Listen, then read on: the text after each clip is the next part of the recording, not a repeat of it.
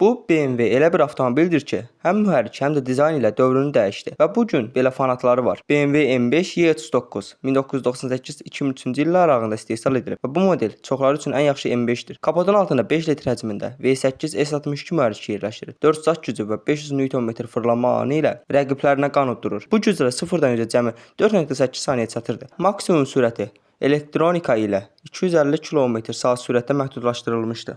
Onun dizaynı isə təsadüfi deyil. Joji Nakashima BMW üçün işləyən Yapon dizayner bu modeldə minimalizm və aqressiyanı mükəmməl qarışdırdı. E39-un interyeri həm lüks, həm də sürücü yönümlü idi. Yəni sükan arxasında sən özünü yarış maşını sürən kimi hiss edirdin. Bu model həmçinin ilk dəfə M seriyasında elektronik cruising kontrol, dinamik sabitlik sistemi və daha ağıllı şasi texnologiyası ilə gəldi. M5 E39 bir əfsanədir. Texnologiya, mühərrik və dizayn ilə mükəmməl balansdır. Səncə BMW-nin ən yaxşı M budur? Fikrinizi rəylərdə bildirə bilərsiniz. Son olaraq videoma like ataraq kanalıma abunə olmağı unutmayın.